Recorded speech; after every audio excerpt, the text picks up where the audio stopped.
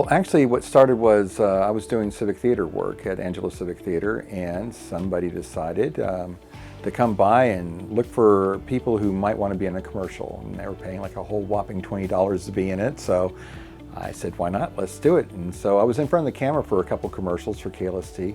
And then I realized I really wanted to be behind the camera. So I started volunteering my time, going out with them, learning how to do a lot of the stuff. So I basically called a guy named Dewey Weaver, who was in charge of production at the time, every Friday at 3 o'clock for 1 year and 2 months, until he finally said, come on in, you got a job.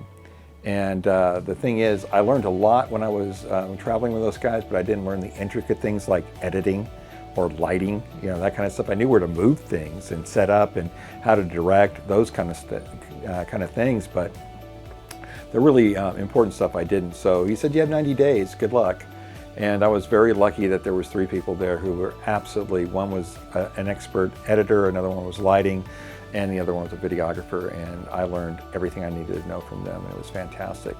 So I did that for a long time, off and on, from 85 until the early 1990s. And then I decided to take it to Connecticut, went to Connecticut, and at the end of that little stint, I missed Texas a lot, so I came back in '93 and stayed at KLST again. And I was there until I decided I want to go back to school in 2004. And I spent the next 12 years in school getting 2 degrees, and I graduated in 2015 and was here ever since. It's an interesting thing. You're a little bit of everything. When you're dealing with television, you're a jack of all trades and a master of none, and that's kind of the situation I'm in.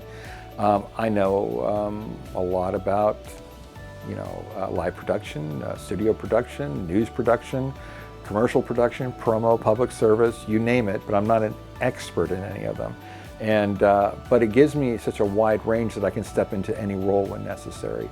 And in this case, one of the things that brought me here was the fact they were starting a sports broadcasting program, which when I was with KLST, we did a lot of live sports. And that helped me, along with another guy by the name of Russ Howard, who without him, this would never happen.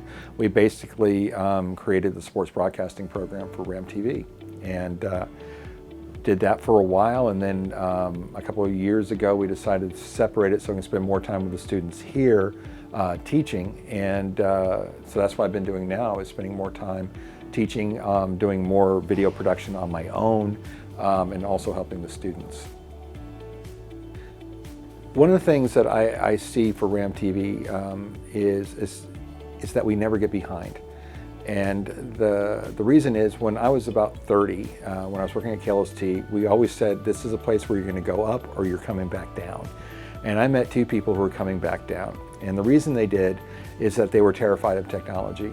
They didn't keep up with it. They didn't want to learn it. They didn't want to do anything with it. So they became non-essential. And I felt, I can't do that. I have to always learn. So my thing is, when I came here, we were behind in tech by about 9 years. And so my goal was to get us up as close as we possibly can. You're never going to have the latest. It's impossible. We don't have the funding for it or anything like that, for that kind of Hollywood money, so to speak, right?